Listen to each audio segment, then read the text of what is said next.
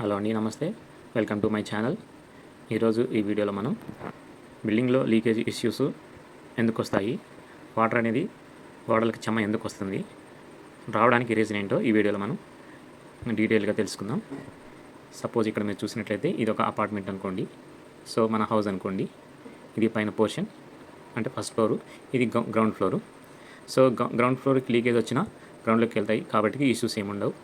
కానీ first floor leakage వచ్చినప్పుడు మొదట టెర్రస్కి అంటే ఈ స్లాబ్కి రావడం జరుగుతుంది.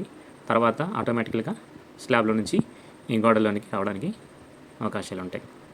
సో మనం అసలు లీకేజ్ ఎందుకు వస్తుంది, లీకేజ్ రావడానికి మెయిన్ రీజన్ ఏంటో ఈ వీడియోలో తెలుసుకుందాం. ఇది గ్రౌండ్ ఫ్లోర్ అనుకున్నాం కదా, చాలామంది గోడలకి చెమ్మలు వస్తుంటాయి, డ్యాంపు ఎందుకు వస్తుందో తెలియదు, లేకుంటే నీళ్ళు కారుతుంటాయి డ్రాప్స్గా, లేకుంటే సీలింగ్ ప్యాచెస్ పడిపోతుంటాయి.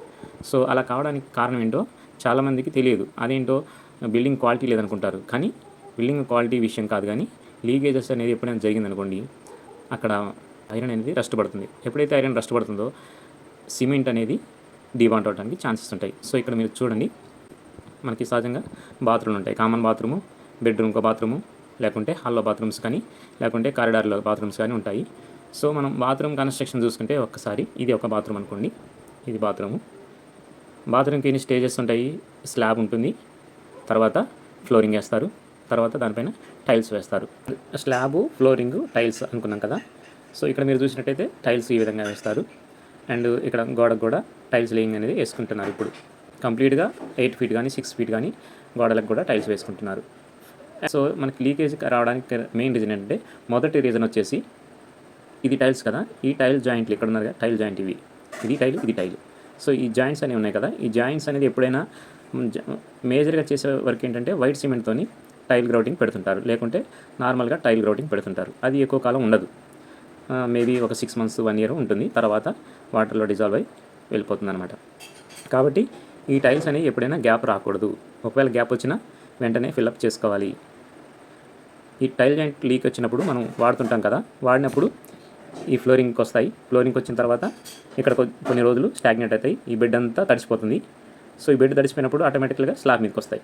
స్లాబ్ మీదకి వచ్చిన తర్వాత ఈ సీలింగ్ ఉన్నది కదా, సీలింగ్ అనేది మొత్తం వెట్ అయిపోతుంది, డ్యాంప్ అయిపోతుంది.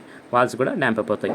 తర్వాత ఏమవుతుంది, ఇందులో రాడ్ అంతా రస్ట్ పడటం స్టార్ట్ అవుతుంది అనమాట. ఎప్పుడైతే బిల్డింగ్ రాడ్ రస్ట్ పడుతుందో బిల్డింగ్ స్ట్రెంత్ అంటే డ్యూరేషన్ కూడా తగ్గిపోయే అవకాశం ఉంటుంది. కాబట్టి మనం ఏం చేయాలంటే, బిల్డింగ్కి ఎప్పుడైనా చెమ్మ వచ్చినా ఇన్స్టెంట్గా మనం రియాక్ట్ అవ్వాలి.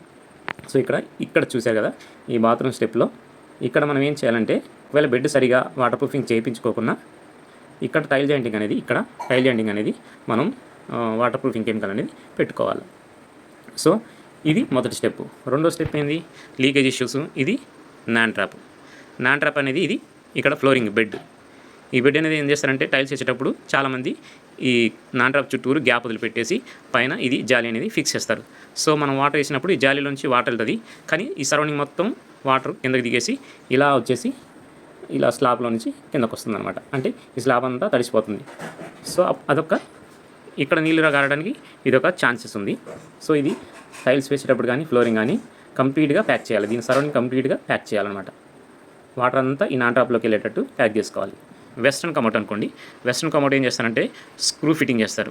స్క్రూ ఫిట్టింగ్ ఎప్పుడు చేసినా కూడా దాన్ని ప్యాక్ చేయాలి. ఏది వాటర్ ప్రూఫింగ్ కెమికల్తో ప్యాక్ చేయాలి. లేకుంటే కమోడ్ చుట్టూరు కూడా దాంట్లోకి మనం వాటర్ వాడినప్పుడు ఈ టైల్ బాత్రూంలో వాటర్ వాడినప్పుడు దీని కిందకి వెళ్లకుండా ప్యాక్ చేయాలి. దీని సరౌండింగ్ మొత్తం ప్యాక్ చేయాలన్నమాట.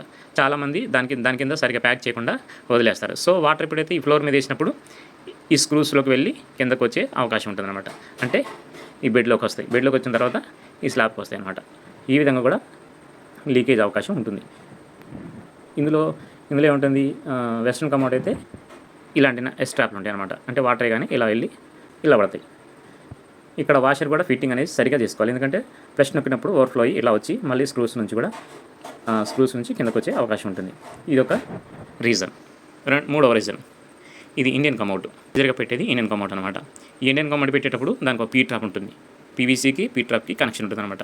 సో ఇదొక స్టెప్. ఇది ఫిట్టింగ్ ఇందులో చేస్తారు, ఇది పీవీసీలో ఫిట్ చేస్తారనమాట. ఇందులో ఫిక్స్ చేసేది పీ ట్రాప్ జాయింట్ ఉంటుంది కదా, ఇక్కడ ఈ పీ ట్రాప్ జాయింట్ అనేది కరెక్ట్గా ప్యాక్ చేయాలి. అంటే గ్యాప్ ఉంచకూడదు. సో పెట్టేటప్పుడు జనరల్గా అడావిడి వర్క్ చేస్తాం కాబట్టి సరిగా ప్యాక్ కాదు. మనం ఏం చేయాలంటే ఒకసారి చెక్ చేసుకొని ఈ పీ ట్రాప్కి కమోడ్కి జాయింట్ అనేది కరెక్ట్గా ఫిక్స్ చేసుకోవాలి. తర్వాత ఇది సిట్టింగ్ చేస్తాం కదా, సిట్టింగ్ ఈ పీవీసీ ఫిట్టింగ్ కూడా ఏదైతే పీవీసీ ఎక్స్టర్నల్ ఇట్లా లైన్ వస్తుంది దానికి అనేది మనం ఇక్కడ కరెక్ట్గా ప్యాక్ చేసుకోవాలి. అది కూడా కెమికల్ వాడితే చాలా మంచిది. సో జనరల్గా సిమెంట్తో పెడతారు కాబట్టి సిమెంట్ అనేది కరెక్ట్గా ప్యాక్ చేసుకోవాలి. కొన్ని సంవత్సరాల తర్వాత ఆ సిమెంట్ కూడా వాటర్ ఫ్లష్ అవుట్తో కొంచెం కరిగిపోవడం లేకపోతే స్ట్రెంత్ తగ్గిపోవడం జరుగుతుంది. అప్పుడు ప్యాకులు ముక్కలుగా ఊడిపోతుంది అనమాట. ఇది 3వ రీజన్. సో బిల్డింగ్ అనేది లీక్ అవ్వడానికి మెయిన్ రీజన్స్ ఇక్కడ 1 టైల్ జాయింట్లో నుంచి, 2 వెస్ట్రన్ కమోట్లో నుంచి, 3 ఇండియన్ కమోట్లో నుంచి ఇలా లీకేజ్ అయ్యే అవకాశాలు ఉంటాయన్నమాట మేజర్గా. ఇంకా వేరే అవకాశం ఏంటంటే వర్షం వచ్చినప్పుడు ఎక్స్టర్నల్ లీకేజ్, రెయిన్ వచ్చినప్పుడు ఇదంతా వాటర్ కొడుతుంది. సో క్రాక్స్ ఉంటాయి బిల్డింగ్స్కి, ఆ క్రాక్స్లో నుంచి వాల్ డ్యాంప్ అనేది రావడం జరుగుతుంది. ఎప్పుడైనా కూడా మనం చెమ్మ వచ్చినప్పుడు మెయిన్ రీజన్ ఏంటో దబదబా బాత్రూమ్ పలగొట్టొద్దు.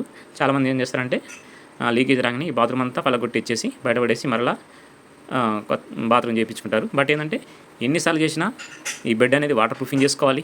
తర్వాత ఈ టైల్ జాయింటింగ్ కూడా ఎపాక్సీ గ్రౌట్ అంటే కెమికల్ గ్రౌటింగ్ ఫిల్ చేసుకోవాలి. సిమెంట్తో చేసుకోవచ్చు, గ్రౌటింగ్ పౌడర్తో చేసుకోవచ్చు, కానీ ఎక్కువ రోజులు ఉండదన్నమాట. ఎపాక్సీ అనేది మనది స్టాండర్డ్ మెటీరియల్. సో ఎఫెక్టివ్గా ఉంటుందన్నమాట. ఎపాక్సీ ఎలా అప్లై చేయాలి, ఎలా ఫిల్ చేయాలి, టైల్ని ఎలా గ్రౌటింగ్ చేయాలనేదో మీరు తెలుసుకోవాలనుకుంటే కామెంట్ చేయండి, నా ఛానల్ని సబ్స్క్రైబ్ చేయండి. ఇంకా ఎపాక్సీ అప్లికేషన్ అనేది కూడా ఏ మెటీరియల్ వాడాలి, ఎలా అప్లై చేయాలనేది కూడా ముందు వీడియోలో నేను మీకు ఎక్స్ప్లెయిన్ చేస్తాను. ఇలాంటి మరిన్ని వీడియోల కోసం ప్లీజ్ సబ్స్క్రైబ్ మై ఛానల్. ఈ వీడియోని మీ ఫ్రెండ్స్కి షేర్ చేయండి. ఇలాంటి సమస్యల నుండి వారిని కూడా సేవ్ చేయండి. Thank you very much.